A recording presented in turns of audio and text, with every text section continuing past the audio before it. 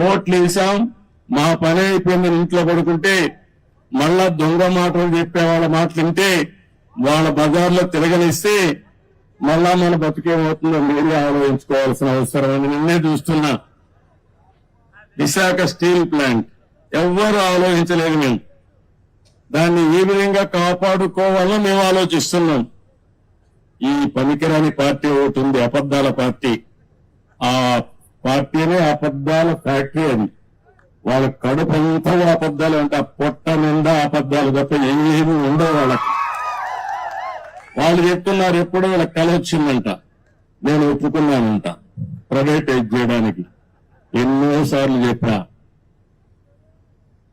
తెలుగు వారి ఆత్మగౌరవం కోసం పోరాడినటువంటి ఫ్యాక్టరీ ఇది. ఆరు ఆంధ్ర తెలంగాణ ఉంటే విశాఖ ఆంధ్రుల హక్కుని ప్రాణత్యాగాలు చేసి ఆందోళన చేసి ఈ ఫ్యాక్టరీని సాధించుకున్నాం.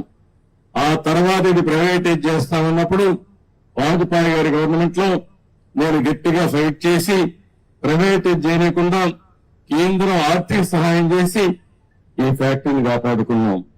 ఇప్పుడు కూడా ఏ విధంగా కాపాడుకోవాలో కాపాడుకునే బాధ్యత తీసుకొస్తాం. ఈ చేతగానే అబద్దాలు చెప్పే వాళ్ళ మాటలు నమ్మితే చాలా సమస్యలు వస్తాయి. ఒక పక్క అబద్దాలు చెప్పే వాళ్ళని ఎప్పటికప్పుడు ఖండన చేయాలి, ఖండిస్తుని మళ్ళా వాస్తవాలు చెప్పాలి. అక్కడ వాస్తవాలు చెబితే మీకు పనులు చేయాలి.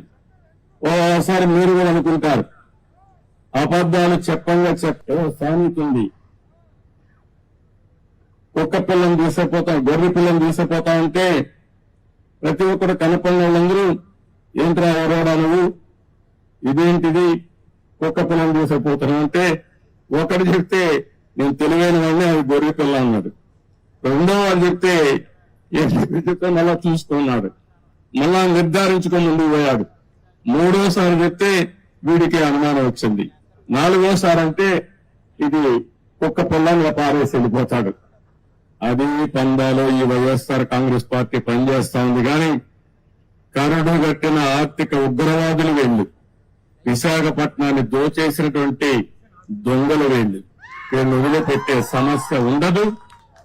ఏం భయపడవలసిన అవసరం లేదు. మీ మనోభావాలకు అనుగుణంగా ప్రయత్నం చేస్తాను, పనిచేస్తాం. నేను ఏదైతే హామీ ఇచ్చానో సూపర్ 6 అవన్నీ చేపిస్తాం. అది చేయించడమే కాదు, ప్రతి ఒక్క కుటుంబానికి నేను అండగా ఉంటా. చేయించే బాధ్యత నాది. ఇప్పటికే మీరు చూశారు 30 రోజులు కూడా కాలేదు. వచ్చిన వెంటనే నేను చెప్పిన ప్రకారం పింఛన్లు పెంచాం. 3,000 రూపాయలు 4,000 రూపాయలు చేసి ఏప్రిల్ నుంచి ఇస్తామని 7,000 రూపాయలు ఒకేసారి ఇచ్చిన ఏకైక ప్రభుత్వం భారతదేశంలో ఎన్డీఏ ప్రభుత్వం.